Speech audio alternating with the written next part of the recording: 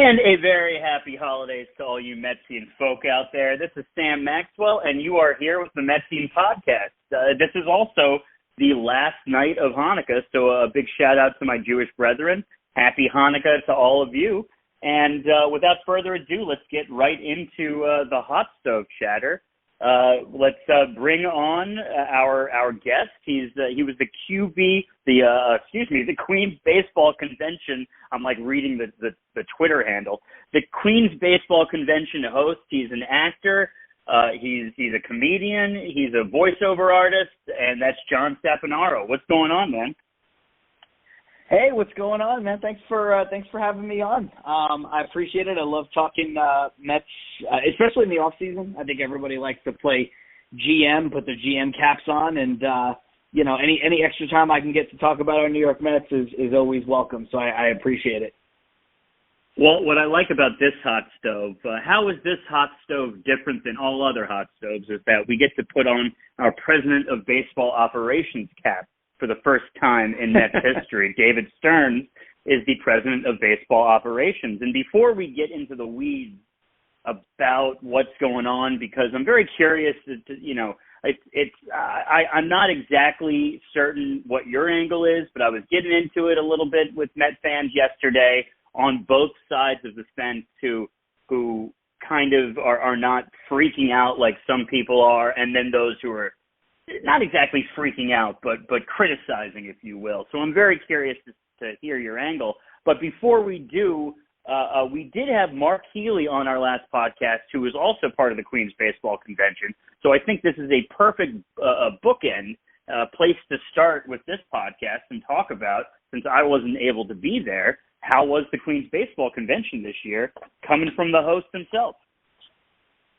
The Queens Baseball Convention is great. I think it's great every year. I'm not just saying that because I've been involved with it, but rather that I've been fortunate to be involved with it. Keith and Dan, who are, kind of the brains behind the operation over the last decade, tasked me with hosting the overall event and, also doing some of the interview panels as well over the last 3 years of the QBC. And it's so much fun. It's a great way to connect with the Mets community. Like, I've met people that I've interacted with either from my Mets podcast or people that I've just interacted with on Mets Twitter. Like, I've met them in person as a result of the QBC. And, when I tell people, you mentioned that I'm in entertainment and I do a lot of stuff. And, when I tell people, I'm hosting the Queens Baseball Convention, and if they're not Met fans or they're not from New York, they're like, what is that? And the best way for me to explain it to them is that it's basically the de facto Mets fan fest. The Mets themselves, as a team, as a franchise, as an entity, don't do a fan fest, and the Queens Baseball Convention fills that void, and I would say fills it in a great way. I think if the Mets did a fan fest, you'd want it to be what the Queens Baseball Convention is. So, there's a great. Yeah. They get great guests every year that have to do with the Mets, either current or former Mets players, coaches, things like that. There's a lot of great people involved from SNY. I think they've been a sponsor of the QBC since like year 2 or 3.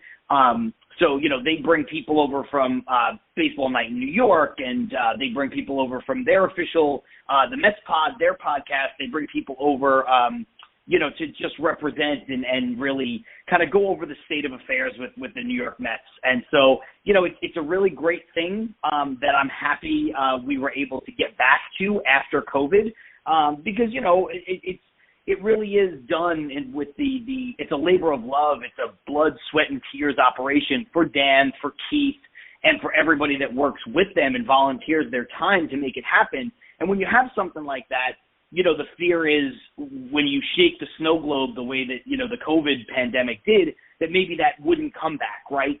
People would kind of move on in their lives or, not have the resources to do it or even the wherewithal. And so the fact that after a brief hiatus, it came back at the end of last year, and then, this year it's kind of found its home once again. It's going to be rolling every year for the foreseeable future. And, I will gladly be a part of it for as many years as they would have me because it's so much fun.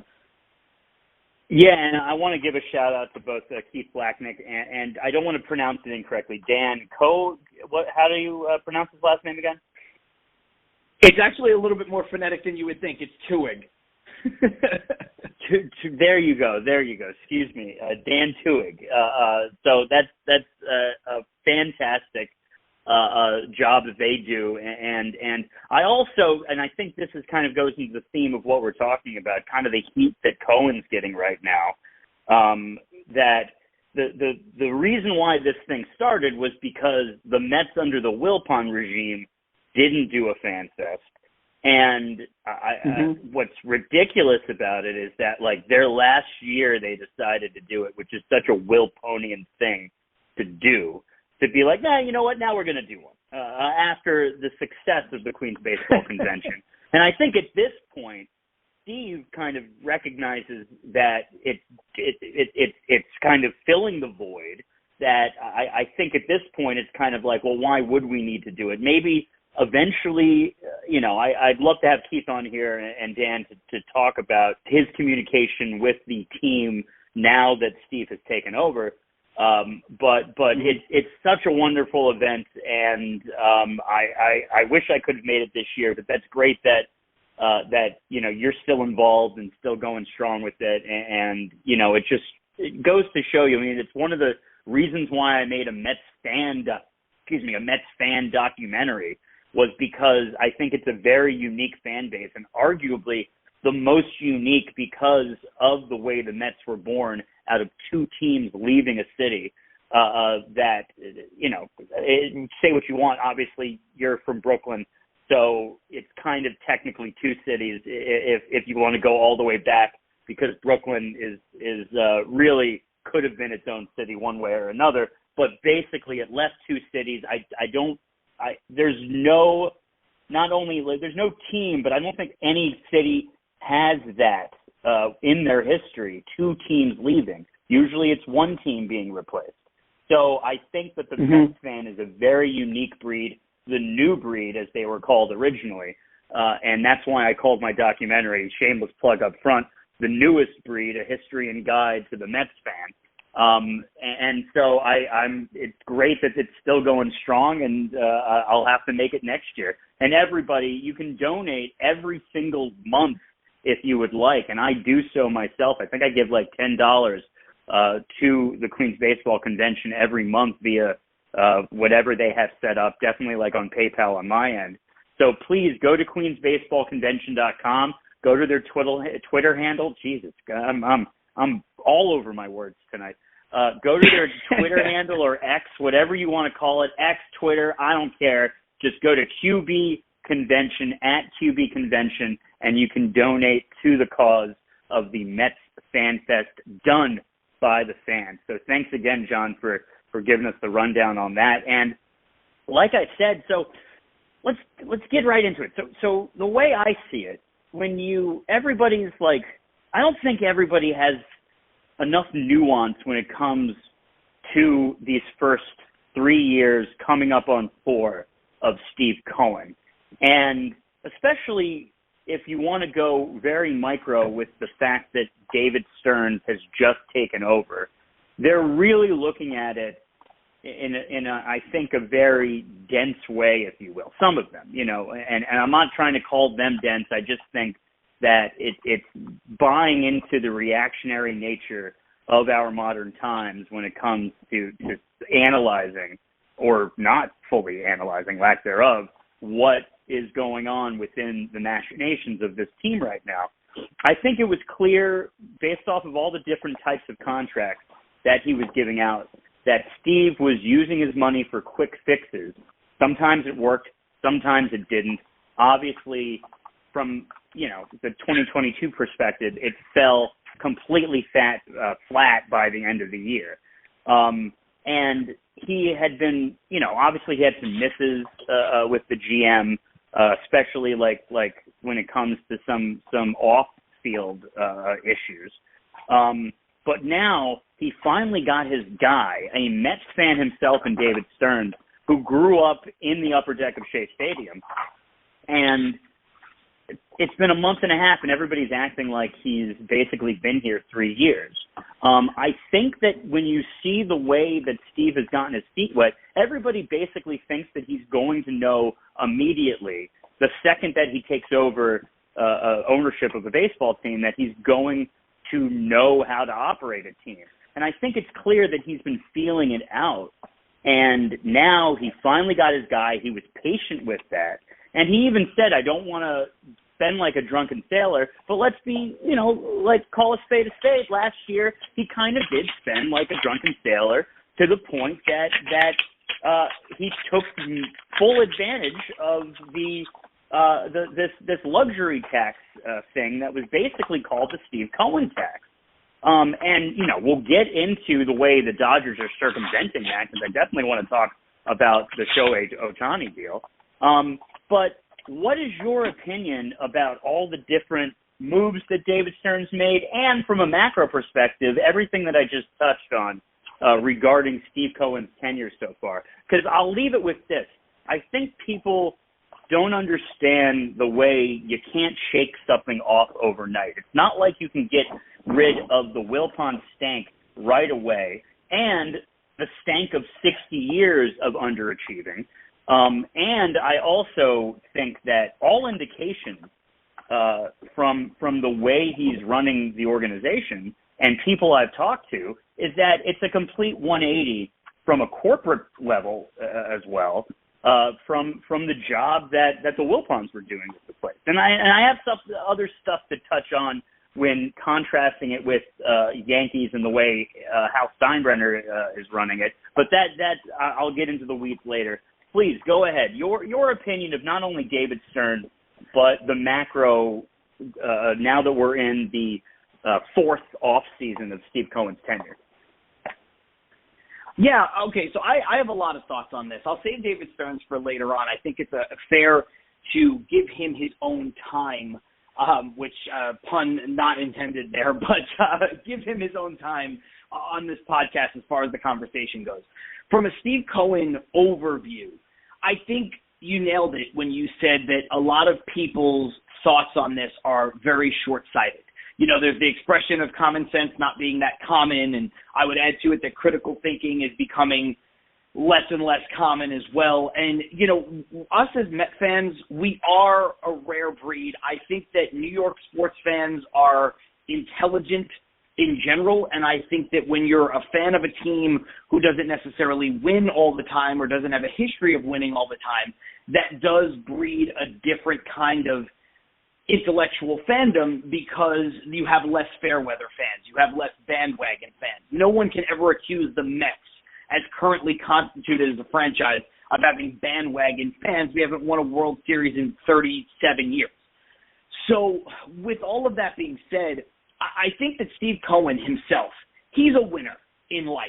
That's what he does. You don't become a billionaire without, and a billionaire 17 times over or 14 times over without understanding what it takes to win, and also having the luck that it takes to win. I think all of that is kind of wrapped up in a ball, right? Mark Cuban once said, if any billionaire tells you that they could do it again, they're lying to your face, because it takes a tremendous amount of luck. So whether you want to put, how much of the stake you want to put on Steve Cohen, getting the success and the reputation that he has on skill and ability and versus luck and timing and all those other things, they all have to work out. And I would say that they all have to work out similarly for you to build a championship team and a continually championship organization. So I'll say that.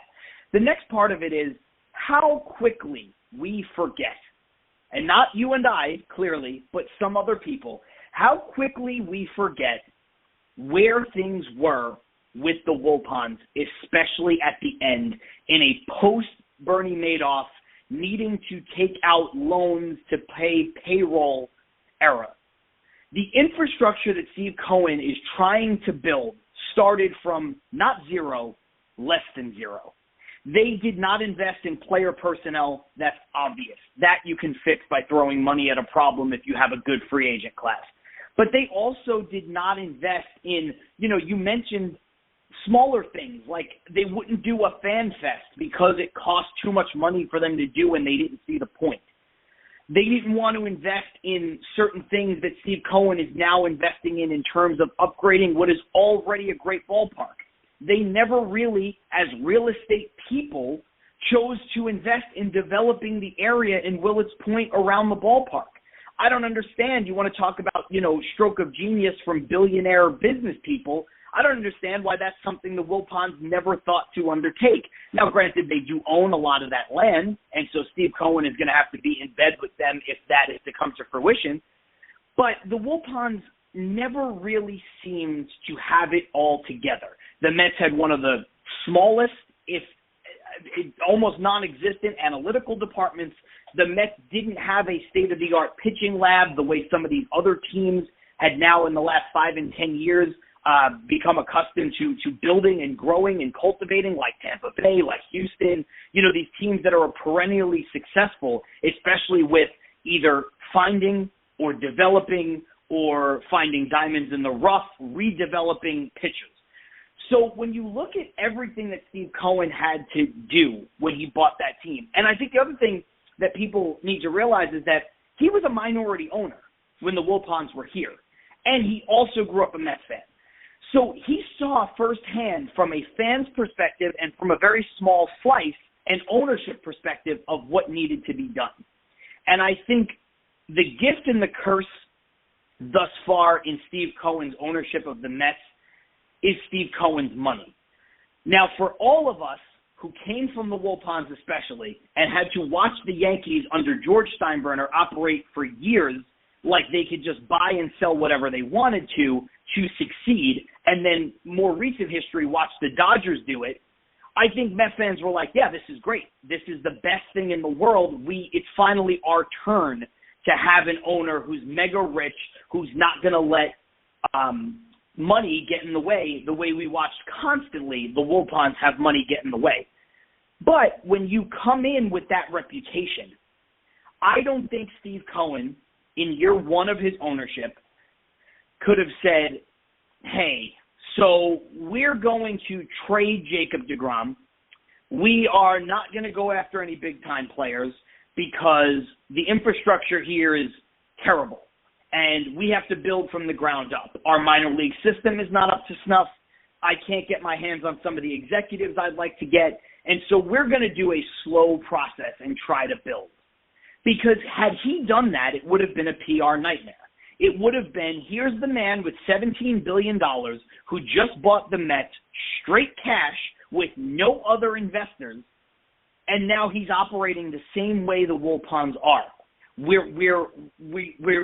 can't be patient. We're being asked to be patient, and for what? Because we have no stock, we have no equity in this new owner. And so what he did was the only thing he really knows how to do, which is, well, I'll spend the money. I'll spend the money. I will go out. I'm going to give the blessing to acquire Francisco Lindor, and then I'm going to sign him to a mega deal. Now, I love Lindor. I think he was a good get. I think he's been a great Met outside of a slow start his first season. But looking back, going and doing that deal at the time probably wasn't the right thing to do. Not trading Jacob deGrom was probably not the right thing to do. Then you fast forward, because the way that all of these issues were compounded was that he actually put together a very good team, a team that won 101 games, despite the fact that he had basically 3 general managers in 2 years. One of them in Sandy Alderson that was probably forced on him by MLB. And so he was constantly dealing with moving parts, change in direction, no continuity, no consistency. And yet the Mets were last year, or I guess 2 seasons ago now, one of the best teams in baseball. Now, did they fall flat? Yeah, they fell flat. They lost in the wild card round. They allowed Atlanta to catch them. It is what it is. That's baseball, Susan. But when you look at everything that he did from the moment he took over, he had no choice then, because of the moves that he made in year one, to double down on them heading into what was last season. Because then when you have Jacob deGrom walk in free agency, if you're the Met fans, the same ones that we know cannot be rational all the time, if he lets Jacob deGrom chooses to leave, which is what happened, and the Mets turned around and they said, well, we know that one of the greatest pitchers of a generation and one of the greatest pitchers in our franchise is leaving. We're going to replace him by signing Nate Eovaldi and Seth Lugo. People would have rioted in the streets. They would have said we won 101 games last year. Jacob deGrom left. Justin Verlander was right there. Justin Verlander had, in some metrics, the best year of his career in terms of ERA and WHIP, wins the Cy Young. How could you not go out and get Verlander? How could you let money stand in the way? We're knocking on the door of a championship. So he had no choice but to make those moves. Now, unfortunately, the whole thing comes apart, and now we're left with this coming season, that I think is going to be a reset, a recalibration year. Now, I've said the whole time I think the Mets are going to be competitive because I think that, one, they kind of have no choice but to be competitive because part of the Yankee and the Dodger model that they seem to be following is that you supplement your growth, your internal growth through the minors and through the farm system by acquiring free agents, taking on contracts that other teams refuse to take on to make your major league product as good as it possibly can be. So I think they will be competitive. The other part of it is David Stearns, we'll talk more about him in a little bit, but when he strips down the roster to the studs, which is what he did, taking the 40-man roster from 40 to, I think, 28 or 27, you're going to have a lot of holes to fill. And now you're not going to fill all of them with superstars, but you can come as close to reshaping an entire team in your own image as you possibly could in one offseason. But a lot of this was born out of the fact that Steve Cohen took over. He took over a team that was in absolute dire straits. And he did the one thing he thought he needed to do based on PR and based on everything he's ever done in his life to succeed, and that is spend the money. And honestly, 2 seasons ago when they won 101 games, it was a great experience. It was a great ride, and I'm happy he did it. And if we have to take a little bit of a step back now as a result, I'm okay with being patient if there is a plan. I don't like when teams and organizations say, oh, you got to be patient, and you're just on the hamster wheel. The Mets have broken the hamster wheel. They have now put an executive in place who you said grew up a Mets fan. He's the guy everybody would have wanted. He's also got a proven track record of success in a lot of areas, most notably building the bullpen and filling out a roster by doing the exact kind of moves we're watching him do in real time. So when people laugh at it and they say, oh, it's embarrassing we signed Trace Thompson, because I see a shrewd move to bring in what could be a fourth outfielder, and he's on a minor league deal. I live by the adage that there's no such thing as a bad one-year deal. Well, then you could amplify that by 1,000,000 times and say there's no such thing as a bad minor league deal. So when I look at stuff like this, I don't see the issue. Now, I understand the impatience from a singular offseason perspective because it is – you can't help but get antsy. You see the Yankees get Juan Soto. You see the Dodgers get Shohei Ohtani. And you know as the other big dog financially, you want to see the thing happen. And, so you want to see Yamamoto sign with the Mets. Unfortunately, he's probably the most highly touted player in free agency in the last however many years, and that includes Ohtani, because Ohtani clearly had preferences and a financial ceiling that other teams weren't going to go to. So when you look at this, it's not a slam dunk that he's going to come to the Mets. So I understand the impatience and the antsiness on a micro level over the last couple of weeks and just this offseason, but to use your words, on a macro level, I think fans are being absurd. You have to let this thing happen. Forget about marinate. You just have to let it happen because right. Stearns has been in the job for 2 months and Cohen has been in the job. You almost have to wash out the first year completely and say that it doesn't even count. Right. So he's only owned the team for basically, what do you want to say, 3 years? To me, that's not enough time to overhaul the infrastructure. Look how long it took the Dodgers to become the Dodgers we know now when this group first purchased it from McCourt, who was forced to sell. So, this stuff doesn't happen overnight. I mean, I know it's cliche. People don't want to hear cliches, but Rome wasn't built in a day. You have you have to let it happen. You have to. Yeah, and I mean, there's so many different things to touch upon about what you said, and let's just start with the people forget so quickly, and like how easily they want to run with this. And I think a part of it has to do with WFAN too, like basically in some fashion being the reactionary pulse of the people, because I remember when they were like, oh, is this Wilpon 2.0? It's like how quickly they forget. And mind you, that's a flashy headline to click on. But anybody who's comparing or contrasting, Steve. Right, exactly. They know what they're doing. I wanna touch upon something interesting later on, just about WFAN and a video that you put out earlier. But lest we forget how we laughed when R.A. Dickey was signed.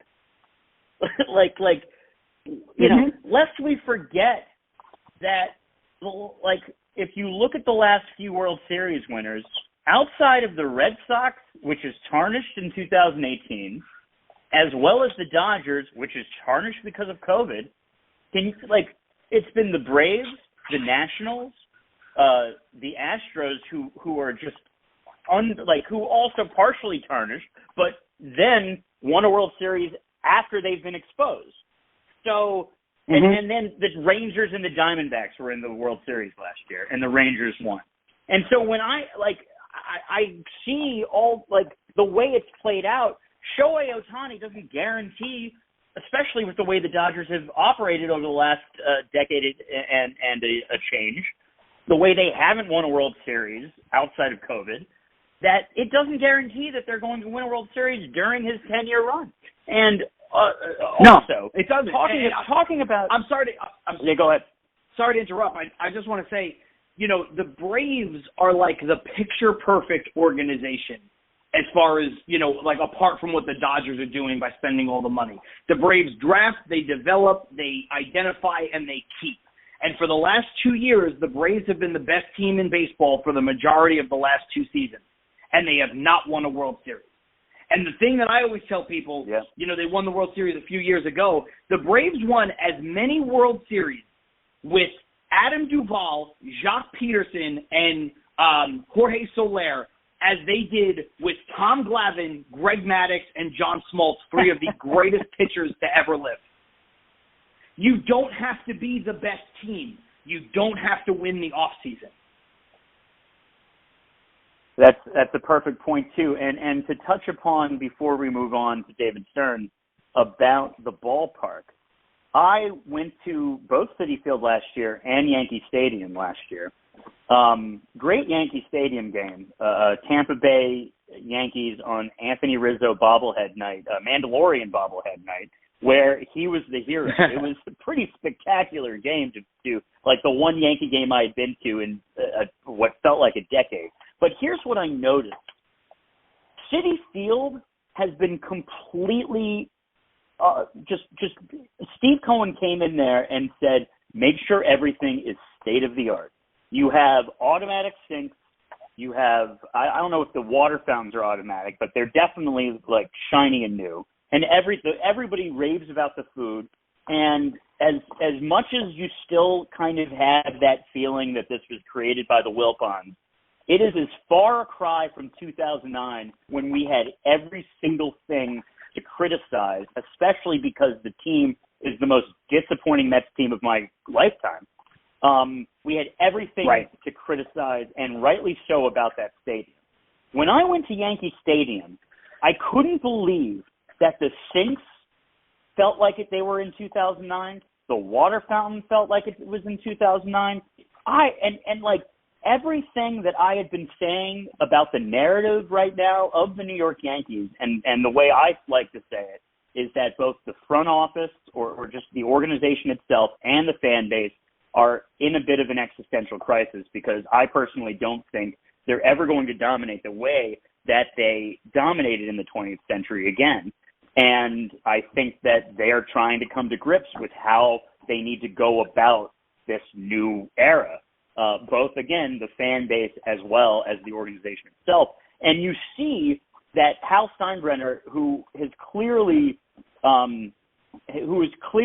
reacting to, I think he's triggered by the fact that his dad was as bombastic and spend happy as he was, and seeing that in many ways George Steinbrenner was glorified. He had the personality, but a lot of times, every time he got too free agent happy, they didn't win World Series. In fact, they ended up falling flat on their faces.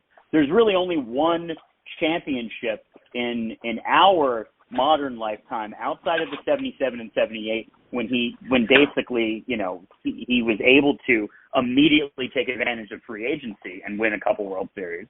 Outside of that, 2009 is really the only time that it's worked, where you brought in all these players that hadn't been in the organization the year before and won a World Series a year after the last Yankee Stadium year, the last original Yankee Stadium year, and you don't make the playoffs for the first time in a long time. 2009 is the only time it's worked. And so I saw that Hal Steinbrenner has kind of gone a little too far to the opposite end of his father, because it doesn't look like they've improved anything about that stadium, from the littlest of details, like the bathroom sinks and the water fountain, man. Whereas you go to Citi Field, everything's been updated since Steve Cohen's come here. Like, it just, and even in the presentation of the let alone just the new screen, but the way that the media of the stadium is being displayed, it's night and day from what the Wilpons were doing. So I just think that it's so obvious that we just need to let it play out, like you said. I couldn't agree more about that.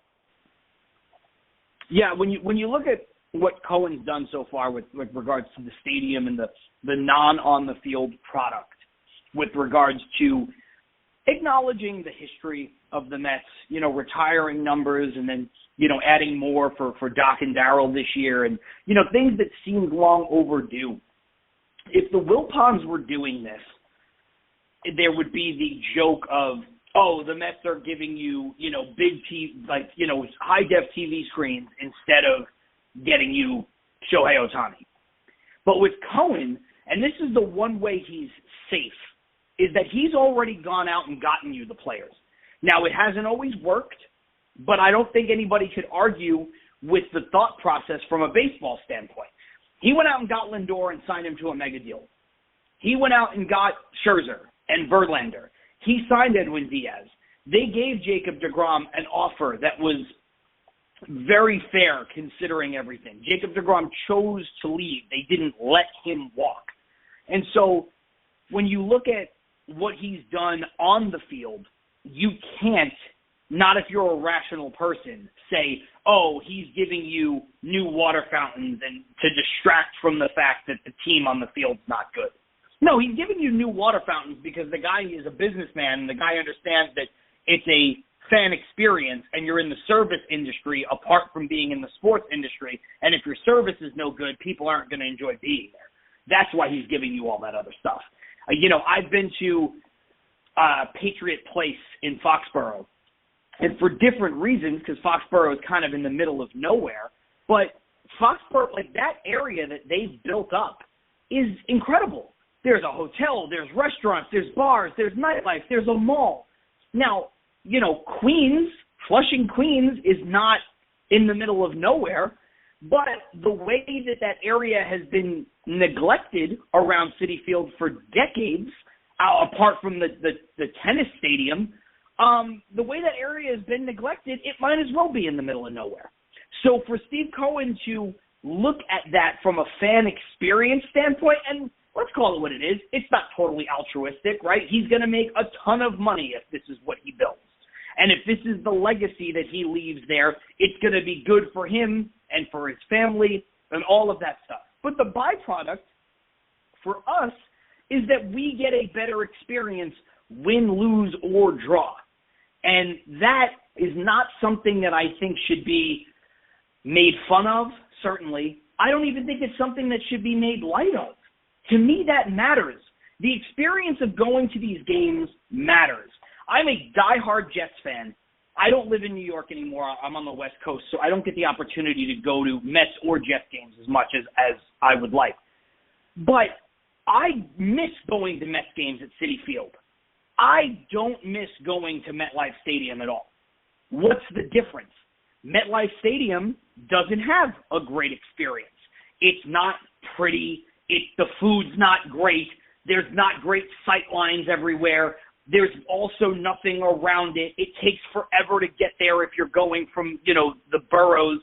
So, there's a lot of things that negatively affect the experience that you're getting as a fan when you go there. And, oh, by the way, the Jets have been horrendous for 12 years.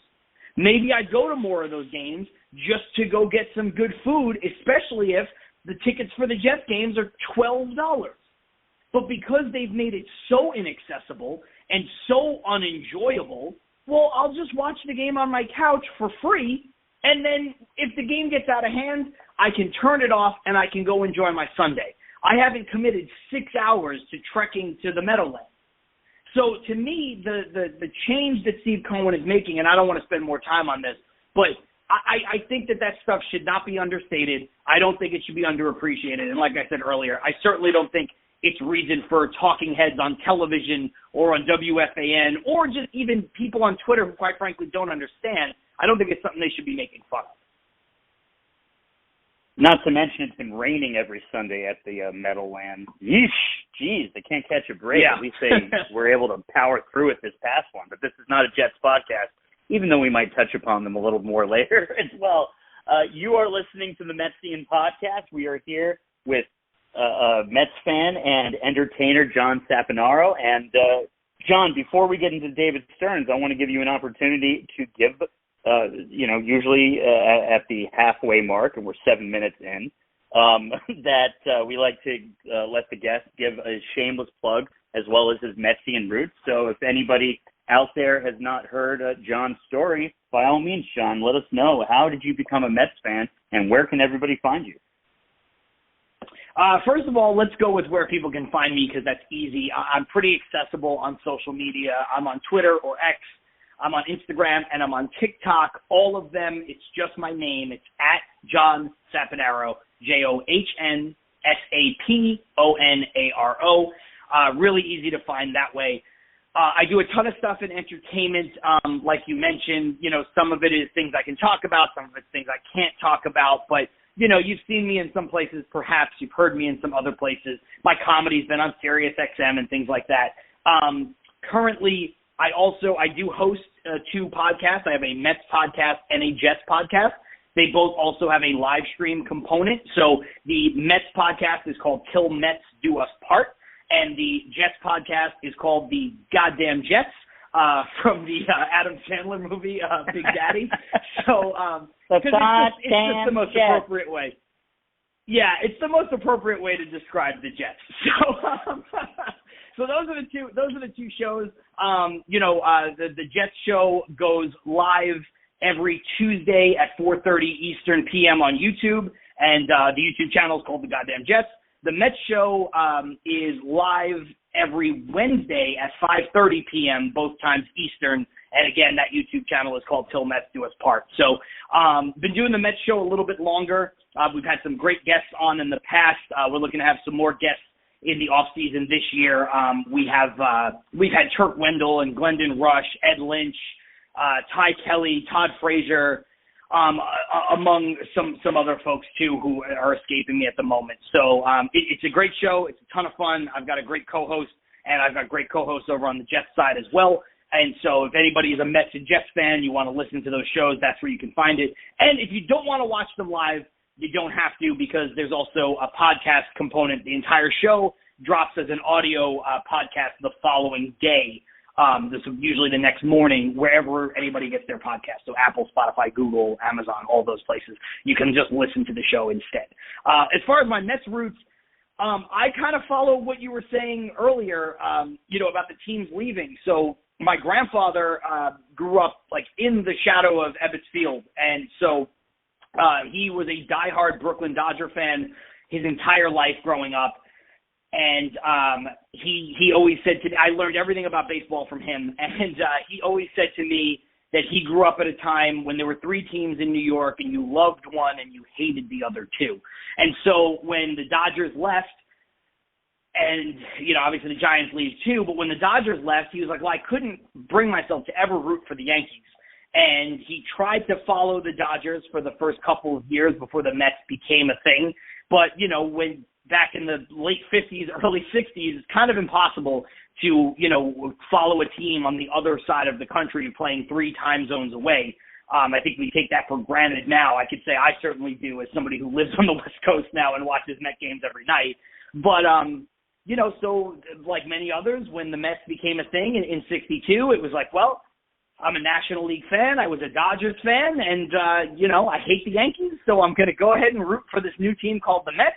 And so everybody in my family is pretty much a Mets fan. And, baseball is the only 2 sports I care about are baseball and football from a rooting perspective, but baseball is definitely my first love. Maybe it's because I grew up playing baseball. I still play softball multiple times a week, so it's, just something that's near and dear to me. And, me and my grandfather were very close as well, and so, there's kind of this connection there. So Mets fan through and through and through. So that's fantastic. And to segue with my shameless plug that actually has a lot to do with what you just said, I want to make an HBO-style TV series about Brooklyn and the Dodgers. And I've had that idea for a very long time, kind of born out of quote-unquote retro Dodger Park from, I believe, MVP 04, all of a sudden realizing this should be I think at the time, movie, and obviously I've since developed it into a TV idea. And I do a podcast called Bedford and Sullivan as well that basically supports that idea. Kind of, as I always say at the beginning of that show, keeps the audience active listeners in the Brooklyn Dodgers TV series research process. So you are more than welcome to come on and talk some Brooklyn and talk about your grandfather at next time that we do a podcast. So the invitation's out there for a Bedford and Sullivan John Saponaro appearance. So thank you. And I would absolutely love to do that. And also, it's like you're talking about how you loved one team and hated the other. Like, my story also involves being a converted Mets fan from Yankees. And so I've been on both sides of this city's current rivalry. And even though they don't play each other, except for 6 times a year, it's still because of the fan base's vicinity to each other, it is a rivalry. And at some point, I hope this doesn't happen, but it may happen. There may be some realignment, and they do become divisional opponents. And it's going to be weird to say that, but it's probably the direction everything's heading, the way Rob Manfred is butchering this sport. But let's not all of a sudden we get canceled. No, I know. It's funny, and we don't have to get in the weeds on this, but I'm not a huge fan of a lot of the things Manfred has done, and more specifically, I don't love the way he carries himself with regards to those decisions. I am for creativity. I don't think that just because something has been away for 20 years or 30 years or 50 years or 100 years that it means you can never change it. But There's something interesting to me about realignment that I think makes a lot of sense. But I think what they would need to do is, when the NFL did their realignment, they were careful to not break up classic rivalries, i.e. there's no reason for the Dallas Cowboys to still be in the division with the Giants and the Eagles and the Commanders, but yet there they are because it's such a long-standing rivalry. So, there's a part of me that thinks it would be fun and interesting to have a division. I mean, it would be an absolute bloodbath most years, so that part wouldn't be fun. But it would be fun and interesting to have a division that consists of, the Mets, the Yankees, the Phillies, and the Red Sox, and really lean into, and maybe there'd have to be more depending on how they're doing it or whatever, but just those 4 teams, when you look at the rivalry between those 3 cities and then the intra-city rivalry between the Mets and the Yankees, that's so interesting. But then you do lose, you would probably lose Mets-Braves. Like, that would be the thing, right? Like, you'd lose that part of the rivalry. Whereas the Yankees wouldn't necessarily lose their main rival because geographically it would make the most sense for them to remain. I guess if you were going to add another team in there, it would probably be the Washington Nationals, just, again, geographically. But so I'm not completely opposed to it because I think there's some parts of that make sense, but there's a lot of it that doesn't make sense. Right. That would be kind of hard to swallow. So, yeah. Well, thank you, John, for your shameless plug and your Metsian roots. And without further ado, let's move on to David Stearns. So the site SNY TV, they had an Instagram post that had all of the Mets offseason moves, which, like they say, the Mets have made several supplemental moves for their roster this offseason as they look to fill out the 40-man and provide depth in the minor leagues. So let's go through it real quick. We have Luis Severino from the Yankees, 1 year, $13 million, of course, a starting pitching option. Joey Wendell. I love that deal, by the way. Absolutely love the Severino deal. The Severino deal is a slam dunk. Yeah, it's just the injury history is a little concerning for me, but, when is it not with the Mets anyway? It's just, like, even when there is no injury history, we have to deal with it. Right, exactly. Hopefully we have a 1-2 tandem that is of Eastern roots coming up, but not to jinx it, knock on wood. A utility piece, I believe, Joey Wendell, 1 year, $2 million. We have a bullpen piece, Austin Adams, 1 year deal. Cooper Hummel, claimed off waivers, who I do believe is also a bench piece. Kyle Crick, a minor league deal, who could be another bullpen piece from the Rays.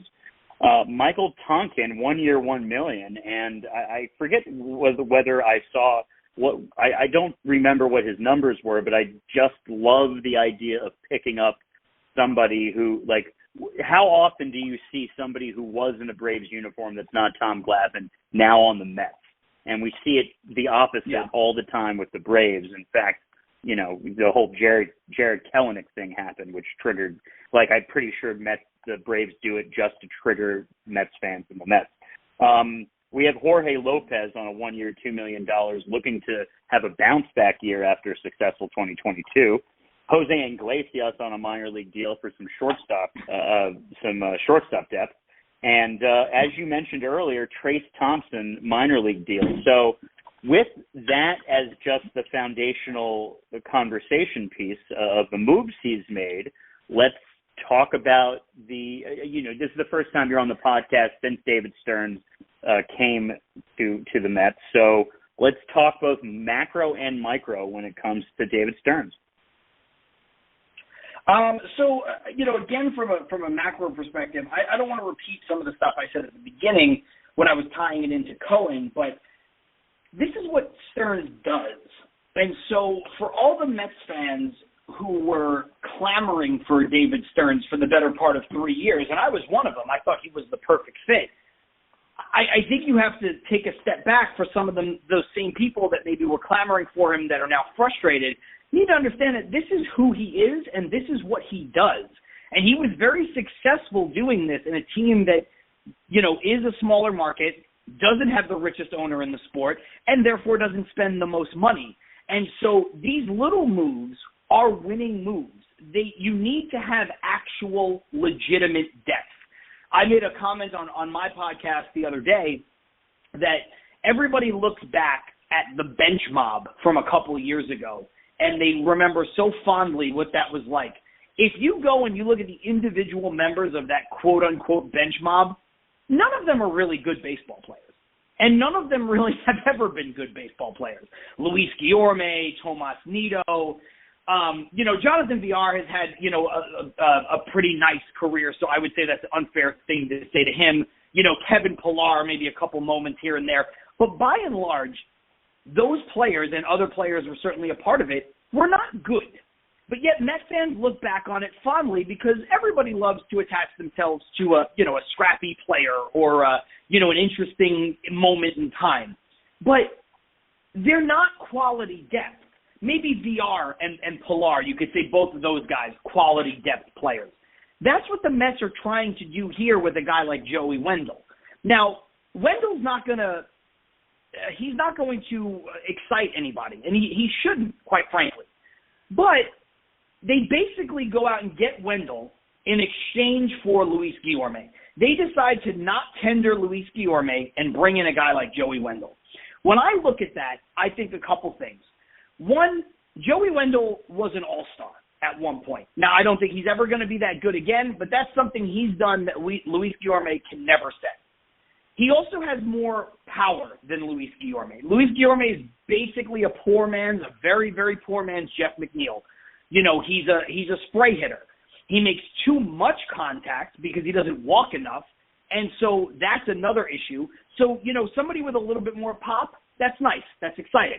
You also have a player who, in Wendle, is as good, if not, you know, let's just say for all intents and purposes, he's as good defensively as Luis Guillorme.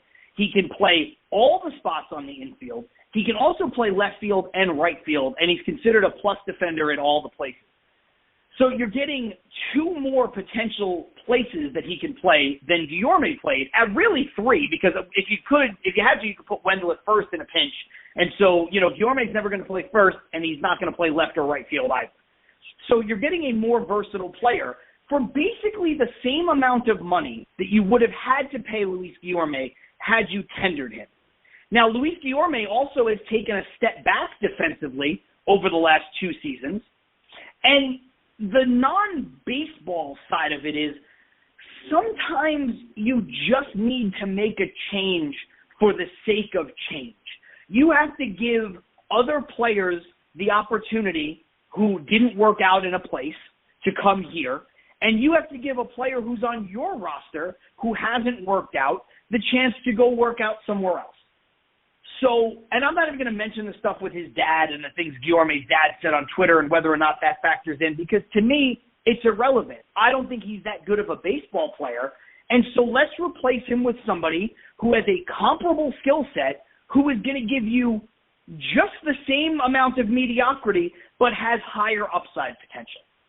And again, that's the identifying, the finding diamonds in a rough that Stearns is known for. I'll take a lot of the relief pitchers that you mentioned kind of just all in one basket, because some of them are on major league deals, some of them are on minor league deals, some of them are on split deals. But Stearns has excelled in building bullpens. And the Mets, by and large, for as long as I can remember, have not excelled in building bullpens. So I'm going to trust David Stearns more than I trust anybody on Mets Twitter, more than I trust you, with all due respect, more than I trust myself, because he has a reputation of doing it, and none of us have ever built a bullpen. And some of the guys that he's bringing in, the Kyle Cricks of the world, have some peripheral things that look really exciting. You know, high spin rates, whiff rates, things like that. You know, their analytics, and I know some people don't like to hear that stuff. They're just like, his ERA was bad, and that means he's bad. But when you're a team that has now built a pitching lab and you'd like to test the mettle of that pitching lab, this is how you do it. Go get a guy who was good in Kyle Crick with the Rays a couple of years ago before he got hurt, and see if you can do what the Rays do. Every year, every single year, the Rays have people in their bullpen that you could not recognize if you hit them with your car. And yet they continue to be one of the best bullpens in baseball every single year. They bring these guys up. They have good stuff. Maybe they get hurt. Maybe they trade them 2 years later. Some guys fizzle out, but then they just replace them again. They're like a bunch of creative players from MLB The Show. And they just pop up, and they're good every year. And that's what I want the Mets to be able to do, because spending a ton of money in the bullpen is not a good way to build a baseball team, because bullpens are fickle. Year to year, there's ups, there's downs. There's only ever been one Mariano Rivera, but beyond him, there's very few pitchers, bullpen pitchers, who have been widely successful. The Billy Wagners, you look at somebody like Edwin Diaz, who has had, 1 year with us and 1 year in Seattle, where they're all-time years for closers, right? So he's had 2 unbelievable years. Even guys like Eric Gagne, who were terrific for a while, fizzled out. Craig Kimbrell's probably going to go to the Hall of Fame. He's not the same pitcher he was when he first came up with Atlanta. These guys, sometimes they get by on reputation or name or whatever. So I think you have to be willing to be creative and make moves differently and, spend, small amounts of money and take a chance on a player. So I'm fine with all of those things. And the last thing I'll say about the bullpen, I don't know if you feel this way, but the last let's say 4 years, let's just say since Steve Cohen has owned the team, the most infuriating thing about the Mets bullpen is there seems to be one guy who has stuff, and that's Edwin Diaz. Now, Bryce Montes de Oca has stuff, but he blew out his elbow and he missed all of last year.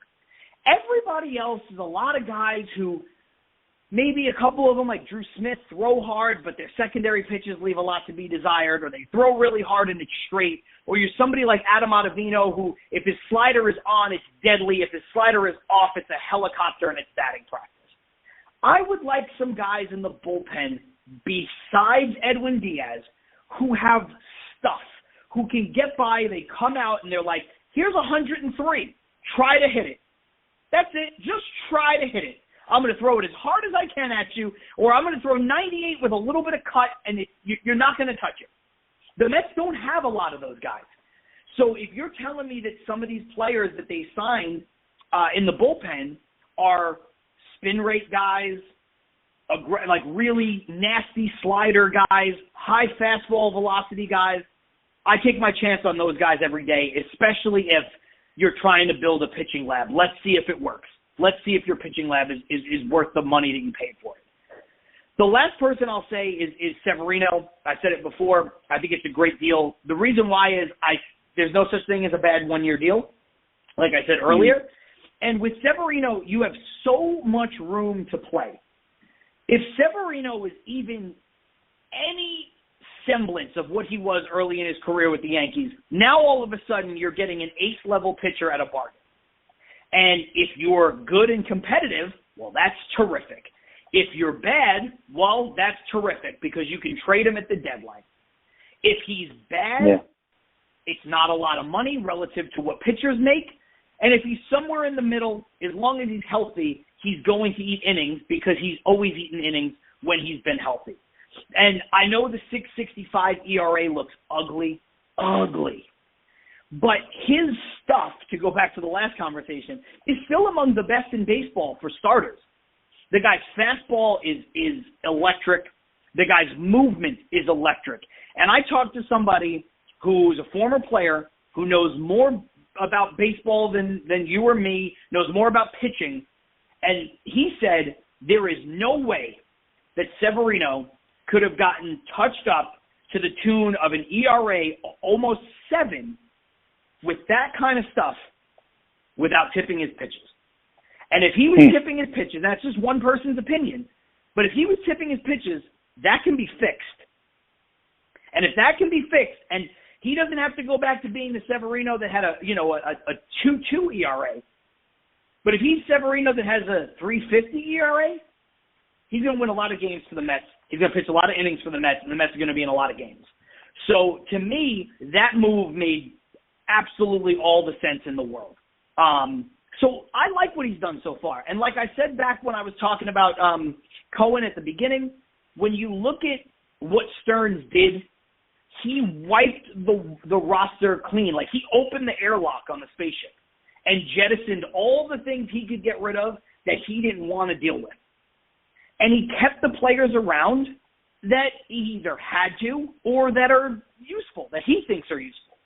And so, again, I'm going to trust his decision-making in this before, my own, because, again, he's an executive in baseball and I'm not. But also, not even in that most realistic sense, he's the guy I wanted, and he's been here for 2 months, so I'm going to let him do his thing because I wanted him. I said it back when Steve Cohen first got the job that he was the guy I wanted. The only other person I thought that was close or comparable would have been if you could ever talk Theo Epstein into coming back, I would have taken Theo Epstein in a heartbeat. Outside of that, it was Epstein and Stearns. That's it. So I accepted the other guys they brought in. I thought the other guys I didn't think Epler did a great job, but I didn't think he did a terrible job. But, this is the guy that I wanted. Forget about everybody else, the guy I wanted. So I'm going to trust him to do what I think, what he thinks is right. You are listening to the Metsian Podcast, and before we talk about the 680-pound gorilla in the room, 680 million pound gorilla in the room, excuse me, I just want to touch on and say condolences to the McKenzie family. Ken McKenzie, who was the original 1962 Met, has passed, and I'm going to quote Howie here. Sad to hear of the passing of original Mets pitcher Ken McKenzie. Imagine having a winning record for the 1962 Mets. He went 5-4. Team won only 40 games. He went to Yale, and upon entering a game from the bullpen, Casey Stengel told him, "Make like they're the Harvards." Rest in peace, Ken McKenzie. And I know our friend, Faith and Fear in Flushing's Greg Prince would have a ton to say on him, I'm sure. He is the encyclopedia of Mets knowledge. And so I look forward to reading up on Ken McKenzie over there on Faith and Fear in Flushing, because I'm sure Greg has either written one or is on the way to writing one. So just wanted to mention that before we moved on. And I think it's only natural, because it's the talk of baseball, that we talk about the Shohei Ohtani deal with those highway bums out there in your town, your current town, John. Those Dodgers. And I think, I think there's a lot of people that have had a lot of opinions. I haven't seen yet one that says this is good. I think a lot of people think it's like, spits in the face of competitive balance. If Steve Cohen or Steinbrenner had done this, people would have flipped the lid. And, of course, Manfred's not going to do anything about it. He's already been introduced. So what is your opinion of the Shohei Ohtani deal? And I also, considering it sounds like he was never going to consider cold weather anyway, I don't understand all these reports being like, oh, the Mets decided to pull out when they knew it was going to be too high. It's like, it sounds like the Mets pulled out when he wasn't even going to consider an open-air stadium in a cold area anyway. So I think some of this reporting is nonsense, and I don't want to point any fingers at anybody, but, your opinion about this, as far as I'm concerned, monstrosity of deferred contracts. Yeah, I have a lot of thoughts on it. First thing I'll say, I'm a New Yorker through and through, from Brooklyn, lived there for the first 33 years of my life, and now I live in Southern California in Los Angeles. I love New York. I'm grateful that I'm from New York. New York will always be home. Having lived here for the past 4.5 years, I can say with certainty that I understand why people prefer it. The weather makes a huge difference. It's the cliche, go there for the weather, go there because you can go to the mountains and go skiing and go to the beach all on the same day. It helps. It does. It's a great place to live for that reason. I told you I still play baseball and softball now, and I had a championship softball game last night. It's the middle of December, and it was not warm out, but it was about 48, 50 degrees. Certainly can play all year round, and so there are some advantages to living out here. So I don't really begrudge anybody for coming out here or staying out here. The other thing I will say is that a lot of people say that like Dodger fans are frauds. And I've been to a lot of Dodger games, certainly when they play the Mets. Like this past season, I went to all 3 games versus the Mets. But the fans out here are real. You do get the celebrity fan. You do get the fact that fans arrive late. But there is such a contingent of real Dodger fans, real baseball fans. It's a great ballpark to play in. It's a great city to play for. And so I don't begrudge anybody who wants to play here. That said, from a Mets perspective, I think you're spot on. I think the Mets were told early on, don't even ask. I think that's kind of what Cohen was alluding to when he said the agent didn't reach out to me, and that's pretty telling. It is telling because that's who Cohen is. he's got more money than everybody. And if even just to raise the price for the destination he really wanted to go to, you would think they would get the rich guy involved. I think as soon as Shohei was not going to pitch this year, it changed the prospect for the Mets from a Mets perspective. I think they looked at him and said, I don't know, man. I don't know if $500 million plus is going to be the amount of money we want to spend on somebody who is having his second Tommy John surgery. Because first Tommy John surgery, you come back as good, if not better. Second Tommy John surgery, the results are a lot less, they're a lot more suspect. So I think that that's a factor. I think Shohei is going to be fine. I think the Dodger fans are going to love him. I think he'll be great out here. But from a Mets perspective, even if he was interested, I could see how that changes. The other thing I'll liken it to is the Aaron Judge situation from last year. On my show, I was like, there's the biggest free agent in the game right now is Aaron Judge.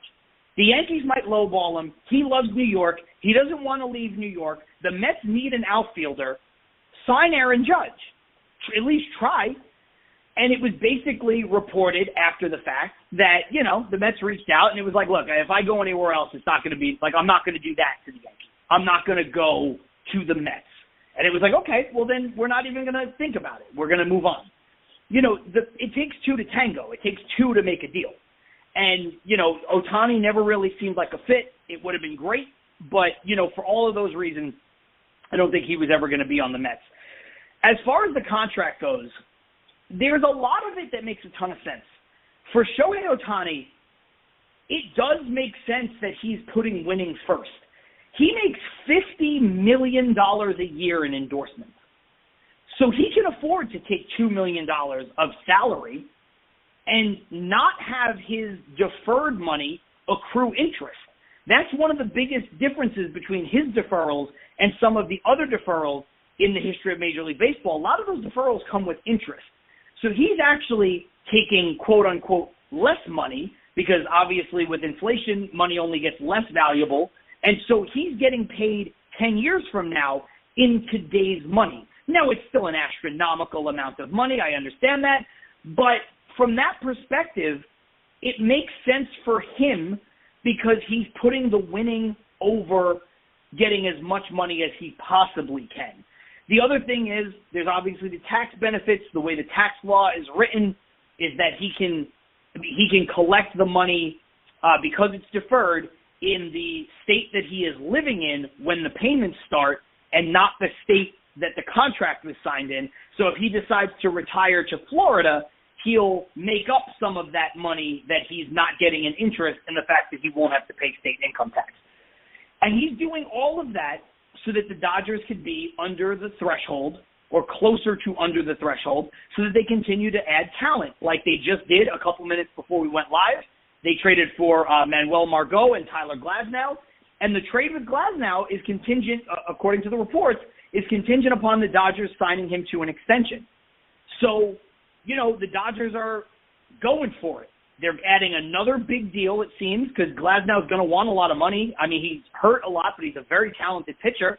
I think there's a little bit of a trickle down there because if they sign him to a big deal, maybe they don't go as hard for Yamamoto, or at the very least, they're not putting all their eggs in the Yamamoto basket, which I think is smart from their perspective. I think they want him, but I don't know if they're looking at it and saying, if you look at the Dodgers, their lineup looks terrific. Their pitching staff is terrible. So they need Glasnow and more. So they always needed to go out and get another pitcher, even if they got Yamamoto. But so it makes sense from a couple different perspectives for the team and for Ohtani. The two things that I find the most curious are the fact that, not the deferrals, the fact that Ohtani can opt out of his contract at any moment if the controlling owner of the Dodgers is let go, or if Andrew Friedman, the president of baseball ops, is let go. And to me, that one is wild. Maybe not the owner as much because, the Dodgers are owned by a group, and so the figurehead owner could play a role in how the team operates. If he's replaced by, a different board member or something and they don't spend as much and they don't have the same commitment to winning, I could see how that might get into the contract.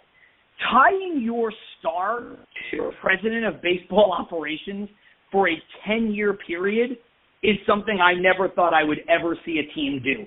Now, granted, Friedman is a great executive. He's had success there. The Dodgers tried like hell to get him before they got him. So a lot of that makes, it doesn't seem like they're going to want to get rid of him anytime soon. But things happen. 10 years is a lot for a GM, president of baseball ops.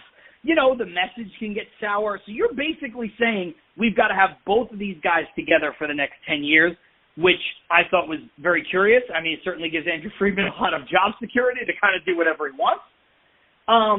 But the last thing I'll say about the deal is I agree with you. As a Mets fan, I'm a little frustrated because I think if Cohen did it, I don't think baseball would have looked to block it the way you're saying, because I don't think they would have been able to, because it's technically not disallowed in the rules. But I think maybe next year or next time the CBA comes around, it would be blocked if Cohen did it. I think they'd find a way to block it after the fact so that he couldn't continue to do it. Major League Baseball didn't block him from making any of the trades at the deadline where he ate a bunch of money to basically buy a farm system. So I don't know if it would have been, seen as would have been as frowned upon by the league as some people think. Although I do think the league definitely has it out for Steve Cohen. So it's a little bit of both. The other thing I'll say is I think there's a portion – I think the small market teams are partially to blame for this, which I know sounds crazy because they're not the ones who are signing this deal and they couldn't even dream of signing this deal. But the commissioner has made it more and more punitive every year, pretty much, every opportunity he gets for big market teams that have a lot of resources and have rich owners to use those resources to build a winning baseball team. He's made it harder. He's made it more punitive in the form of luxury tax, the Cohen tax, all the stuff that you want to talk about. He also hasn't done anything to address the fact that these smaller market teams don't spend any money. I mean, you have teams that have a $30 million payroll at a time when every team should have a payroll of a minimum of $100 million because every team gets $100 million of the shared TV revenue that goes to Major League Baseball. So that money that they're getting from the league should have to go directly into player payroll. That would raise the competitive balance immediately. That doesn't even have anything to do with them selling tickets, with them selling merch, with them selling jerseys, with them anything. And it has nothing to do with the smallest market teams getting that luxury tax windfall from the bigger market teams. They're getting $100 million before they even open the doors on April 1st or March 29th or whatever opening day is going to be. So I think the fact that the commissioner is in bed with the worst owners of the league rather than being in bed with the best owners of the league makes stuff like this something that you have to do. I'm not sure that the Dodgers would have deferred all of that money if the luxury tax thresholds weren't so punitive towards building a winning team. And, you could say whether or not it's good for baseball, and we could debate that. But at the end of the day, what I think is worse for baseball is that every year there's only about 10 teams that try to win. And it's the same 10 teams by and large every year, right? It's the Dodgers, the Yankees. Now, since Cohen has owned them, it's the Mets. The Red Sox took a step back to reset their luxury tax, but they're right there. You have teams that spend a lot of money that maybe don't spend it the best, but they spend it, like Anaheim and, San Diego recently. The Cubs spend a good amount of money. And that's it. Really, the other teams that spend money when they're close. If the Giants think they can win a World Series, they'll spend more money. If this team thinks they can win a World Series, they'll spend more money. And other than that, you have basically 2/3 of the league that doesn't even try to win. And you have the commissioner of the sport saying, we have to do something about that. Yeah, make them spend money. I don't want to hear anybody who owns a baseball team cry poverty. It is, one, absurd.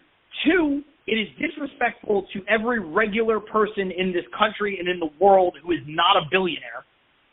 And it also is not something that gains sympathy from me for the simple fact that if you're worth $2 billion, there are so many things you can invest in to make money that give you an ROI that have no responsibility on your end to put a winner out there.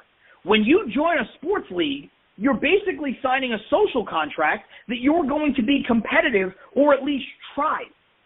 Now, small markets do exist, but poor owners do not exist. There is no such thing as a poor owner in Major League Baseball. John Fisher, who owns the A's, is worth over $2 billion. He is in the top half of rich owners in the sport. And he has done everything to humiliate that team, strip that team down to nothing, destroy the fan base, all so that he could move that team to Vegas. He should be investigated for what he did. So I think that these teams and these owners are more to blame for what the Dodgers felt like they had to do for Shohei Ohtani than anything else. And at the very least, I don't like it because it's a frustrating thing. The Dodgers are getting really good, and the Mets have to try to, play catch-up with them now. But I'm never going to critique a baseball team for doing everything they can to win in the form of, everything that's legal. Not stealing signs like the Astros, not, doing steroids and stuff like that. But, if it's within the parameters of the rules, you should do it. And more teams should do it because more teams should try to win. So it's a complicated issue. But I have a lot of frustrations with the way the league is run, the way smaller markets are run, and the way the league just allows them to be built that way rather than stepping in. And there's always, Rob Manfred always has vitriol for the Yankees and the Dodgers and Steve Cohen, and he never has anything negative to say about John Fisher, who I think might be the biggest con artist in sports. So, especially now that Dan Snyder doesn't own the Commanders anymore. I think that is a very astute point you just made, and I'm kind of like I had forgotten about that because people had mentioned in terms of the fact that they're not spending money a little, like over a year ago or something. It came up a lot, so I think that's very. I'm appreciative of you for having mentioned it. And speaking of the Giants have officially agreed to a 6-year deal with outfielder Hung Hoo Lee, who is another Japanese post. Actually, no, I think he was a Korean posting, wasn't he? He was, yes. Pardon moi. But, yeah, that happened about 14 minutes from Jessica Kleinschmidt, who I believe is she's an A's beat reporter. Speaking of John Fisher, who, yeah, you're right, it's one of the biggest con jobs in the history of the sport. And so before we go, I did mention earlier that I wanted to bring up a point about WFAN, which I still listen to on and off for sure, but I thought that you made a very solid video that was very funny, but where the reality and surreality, blur, I think like it sounded almost like I was actually listening to the station. So if you could elaborate for anybody who didn't see it, and also kind of explain the point you were trying to make about the first 24-hour sports radio network that who's still operating, but to many people's opinion, not as strong as they used to. Yeah, thank you for saying so. It's kind of something I did just on a whim, although it does obviously represent my feelings about that particular station. Now, I am 37 years old, so I am just about as old as the Fan is. I grew up listening to the Fan. I mentioned my grandfather earlier. I have very distinct memories of my grandfather sitting in the kitchen in this chair that he loved to sit in and just kind of listening to WFAN, listening to Mike and the Mad Dog, and I would come in and I'd listen along with him, and At times I was too young to really understand the nuance of sports, but I remember those moments. So I have a lot of fond memories of the Fan. Now, as I got older, I started listening to it more on my own, obviously.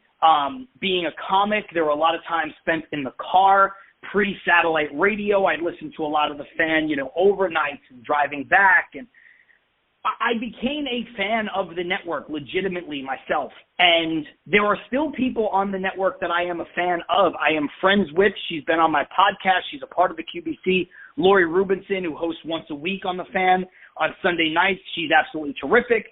I like Chris McMonagle. I think he does a good job on the overnights now. But by and large, the lineup that is currently constituted on WFAN, and I think it's more so than the lineup, I think it's been the directive that they've been given from the top down. It's be controversial. It's be clickbait. You mentioned before that there was a host on there that said Cohen is now the Wilpon.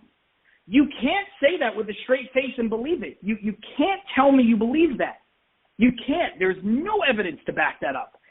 And it all started with, kind of the Skip Baylesses of the world, the people who say things to get a rise out of people. And it started because our culture is so, up to the second. Our culture is clicks. Our culture is instant gratification. And I think, though, when you're in media, legitimate media, and you're in journalism, you have a responsibility to have integrity. Now, I don't have to deal with ratings on my podcast. My podcast does what it does, and if it makes a little bit of money, that's fine. I don't make my living off of it. I understand how the industry works, that they are beholden to ratings. But I think if you just do good work, the ratings will come, especially because they always have. And I know radio is not the medium that it was 10 years ago, certainly 20, 30 years ago, and more than that, but there's still a place for it. I have a podcast. I listen to podcasts.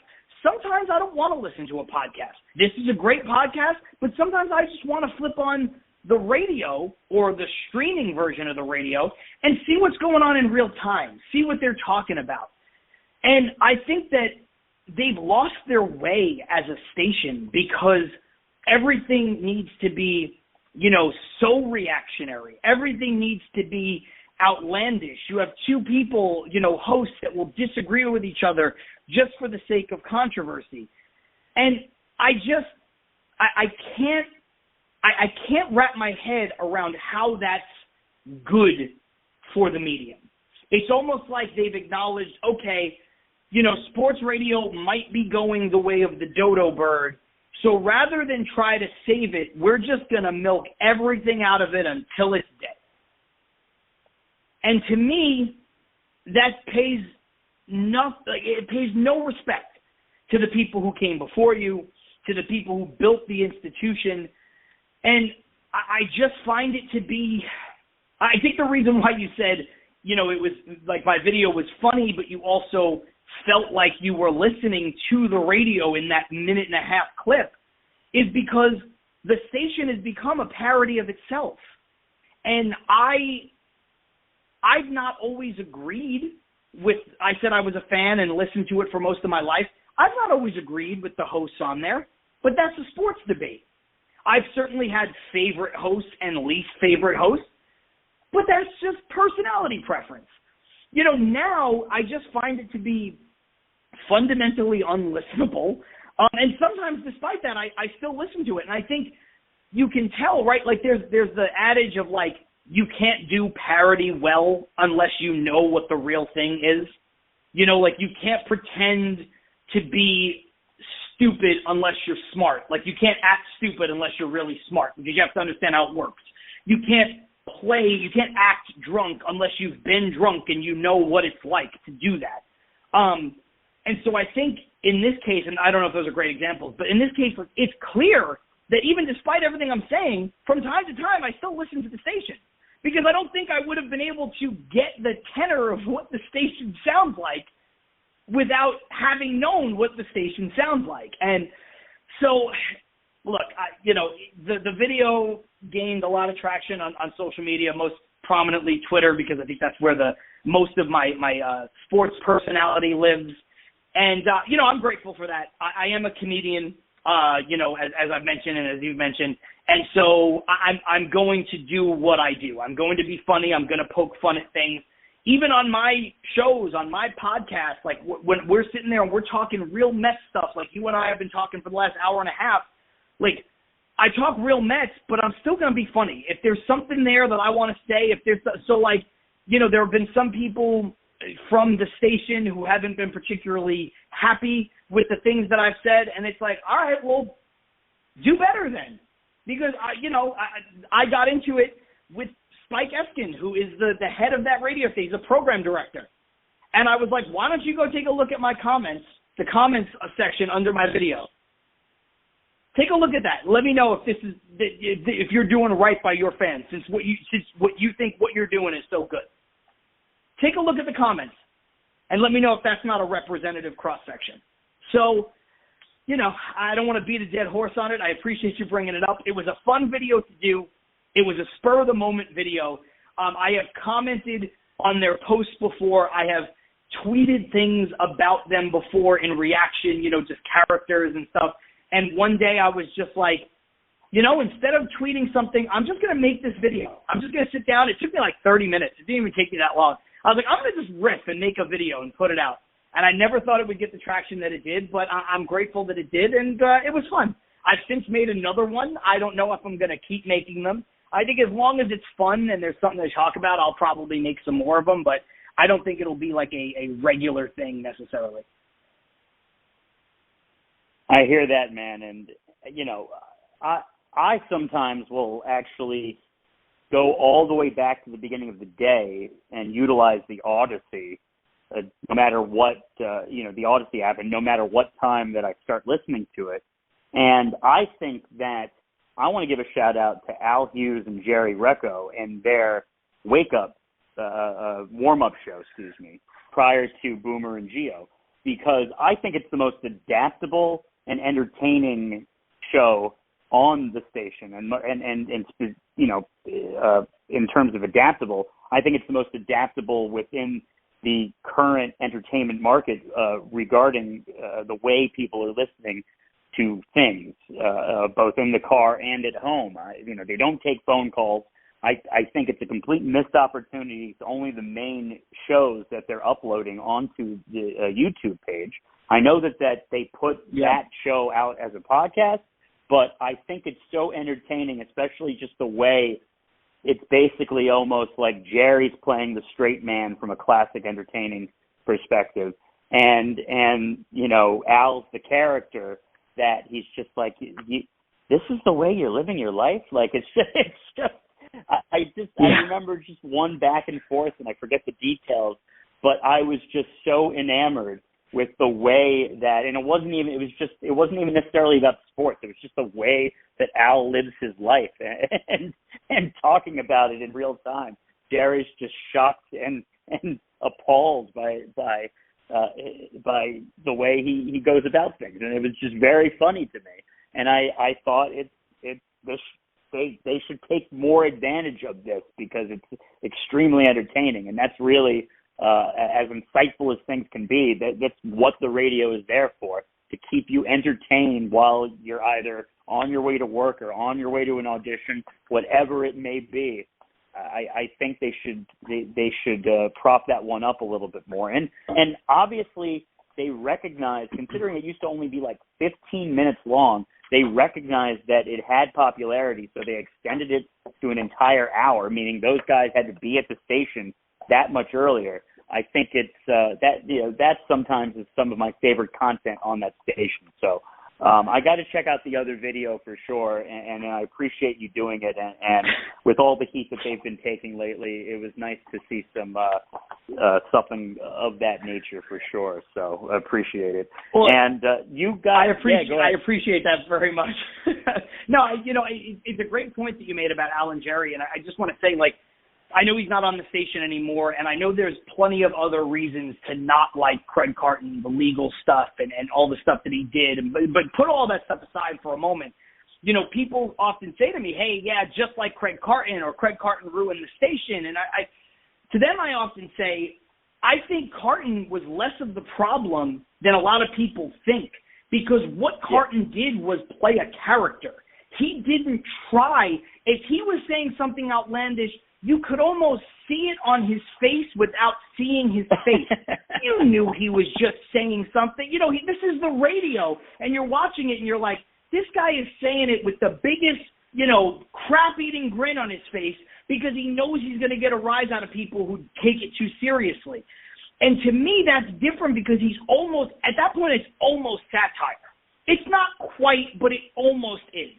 And then when you look at some of these other guys, they do it like it's straight-laced. And, I mentioned Skip Bayless. And, you guys, anybody can have the debate. Who's better, LeBron or Jordan? You can have the debate. Everybody has their opinions. It's fine. But if I have to watch Skip Bayless one more time say, like, some version of LeBron's not even that good, I'm going to explode.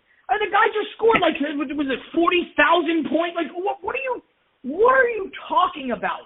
Aside from the fact that, like, and it's not a basketball show, but whatever, like, LeBron James came out of high school with all the hype in the world and lived up to it. Do you know how impossibly hard LeBron James's career is to achieve?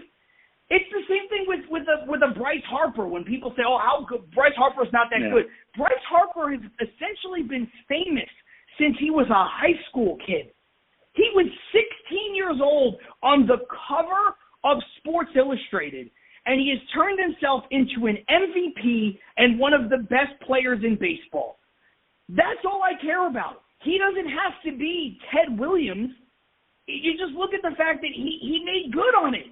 He was a 16-year-old kid. So, like, for these people to say these outlandish claims, it's like you can't actually believe that. If you want to tell me Jordan is better than LeBron, sure. But you can't sit there and tell me LeBron's not even that good. And that's what these people do. I got into it with one of them one time who said that, the pizza in New York City isn't good anymore. And I was like, that's just objectively inaccurate. And he's like, it's just quantity over quality. There's just so many places in New York, and da-da-da-da-da. And I was like, look, and he said something about the pizza being better in Connecticut and New Jersey and all this stuff. And I'm not a pizza snob. I've had great pizza in many places in the country that are not anywhere near New York. But the whole point of it was, I was like, look, New Jersey and Connecticut certainly have some great places, but, like, I can name 10 places in Brooklyn alone that are excellent. And his response to me after going back and forth was, that's what he said, that the pizza in Connecticut, New Jersey, and Long Island is better than the pizza in the city. And I was like, look, I can name 10 places off the top of my head right now in Brooklyn, blah, blah, blah, blah, blah. And he goes, yeah, well, Brooklyn is on Long Island. And I was like, oh, boy. While you're technically accurate geographically, are you going to, so you're going to say now, for the sake of argument, that Brooklyn pizza is not New York City pizza, but Long Island pizza? Like, you can't believe that. You can't believe that. That doesn't make any sense. I grew up in Brooklyn my whole life. My life was much more similar to somebody in Queens and Manhattan and the Bronx and Staten Island even than anybody else on Long Island. Come on. You can't honestly believe that. So, like, when these people say it, it's like, you don't believe the thing that you're saying, and they'll take one little thread, like, well, geographically, Brooklyn is on Long Island, and they'll just run with that till the ends of the earth. And it's just, to me, it's an unfathomable way to live. We all want to be successful. You want to make a documentary on the Brooklyn Dodgers. You should, and I hope it's the best thing in the world. And I would be out there supporting it. And dramatized. Just want to just specify too. I want to make it with actors dramatized, because every documentary is made about the Brooklyn Dodgers. Sure, no, I understand where you're coming from, but like, so sure, like, a docu-series or whatever, but like, and I love that. I think that's brilliant, and you should do it. I'd be the first person supporting it. As somebody who is in entertainment, like, I understand the plight of what these people need to do in order to succeed and to keep your jobs and to pursue your dreams.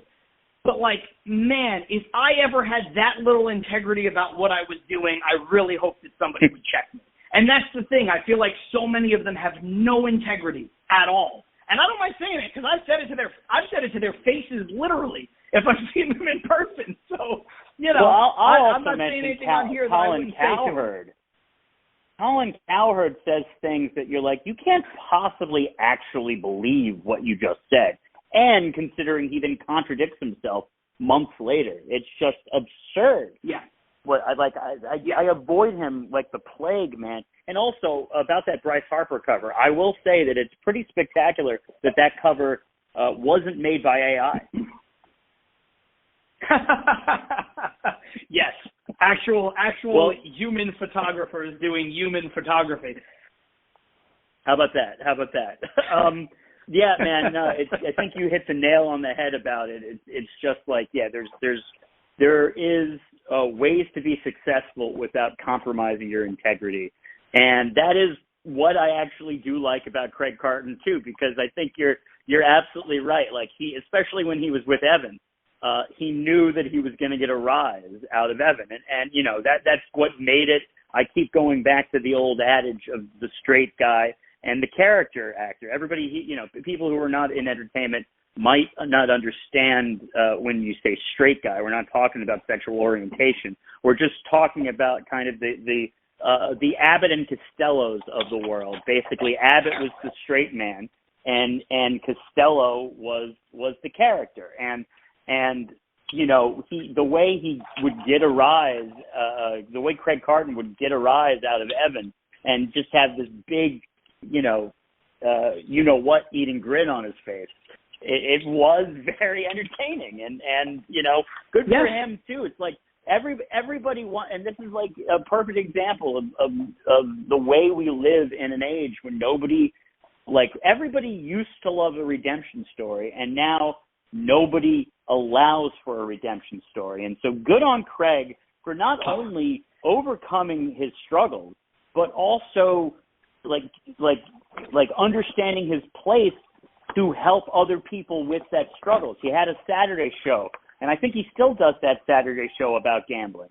I may be wrong, but when he first exactly. So like people, it's just like apparently there's no room for redemption anymore, and there's other names that I could mention that I'm happier back, but I'm not going to mention it for fear of myself getting canceled for just saying that I like certain people that had some issues and are now having somewhat of a renaissance within their careers. So good on him, but also thank you for I think you just nailed it when it comes to some of these personalities, and it's just like, again, like I said about Colin, you can't possibly believe the things that are coming out of your mouth. But without further ado, you have been listening to the Metsian Podcast, and we're so thankful that you do. Want to always give a big shout out to Rich Sparago and Michael Colant, who are my partners in crime on this podcast. They haven't been able to come on for various reasons in a while, and just want to give a big shout out to them, and all my love goes out to those two fellows. So thank you, and thanks to John Saponaro for coming on this. I'm sorry if I mispronounced your name at the beginning. It's how do you pronounce it again? It's Saponaro. You actually got it right at the beginning. Saponaro. I mispronounced. Yeah. Saponaro. John Saponaro. He is a VO artist. He is a comedian, an actor, and he was the Queens Baseball Convention host before. Thank you so much for coming on. This is the time of the show when we like to do our final word. So before I give my final word, by all means, John, go ahead. If I could just say to Mets fans, you got to be patient. You have to trust. And I know people don't like to hear this phrase because it makes them think of, I guess, like the Philadelphia 76ers and some of their antics, but you have to trust the process. This is the guy you wanted. Let the guy you wanted do the job that you wanted him for. He's proven to be good at it. He has a track record of success. And if nothing else, trust the guy who is even above him, who has done nothing in his life but win, and that is Steve Cohen. He will figure out a way. I have all the belief in the world that the combination of Steve Cohen, just who he is as a person, in terms of his business life and all that stuff, and David Stearns being a true baseball lifer, I have all the confidence in the world that the two of them are going to figure it out. And I hope it's this season. Like I said, you don't have to win the off season. You don't have to do anything crazy to be a successful team or even win a World Series. I hope it's this season. But if it's not, they're closer now, believe it or not, than they ever have been. They built a legitimate farm system. It's getting better all the time. They have a good core. They have good young players to supplement that core. And they're going to continue to get players.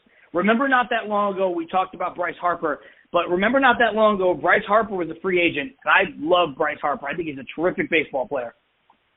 The Mets under Wilpon didn't even talk to him. The Mets now, they talk to everybody. Or they talk to everybody who's at least willing to have the conversation with them. And so, there's no moral victories in that. You want to come away with the player. I understand that. But the Mets are in on everybody, and they're always going to be in on everybody as long as Steve Cohen is the owner. So just be grateful for where we came from to what we have now, and eventually, sometime sooner rather than later, these people, Cohen, Stearns, and company, they're going to deliver a championship. I know they are. John Saponaro, thank you so much for coming on the podcast today, and I greatly appreciate it. And my final word echoes in many ways what you are saying about patience. Haste makes waste. I will also quote Mike LeColant, who said it plenty of times, the 7 P's. Prior proper planning produces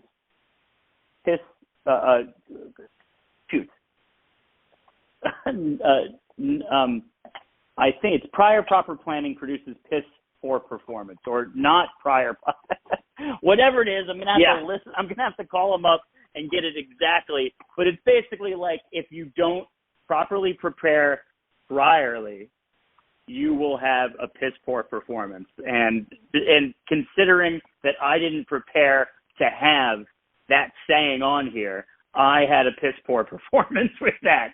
So exactly my point. And it's something that we don't always in our own personal lives adhere to as well. And we don't reap the benefits because of it. I can certainly attest to identifying in many ways with the way the Mets narrative has gone, with the way that their entire history of underachieving has gone. And so we can't just win a World Series on December 14th. We need prior proper planning, and we need to change the narrative. And so take it easy, everybody. Keep calm, carry on, and let's go Mets. John Saponaro, thank you as well again for joining us. And everybody out there, thank you for listening. Take care.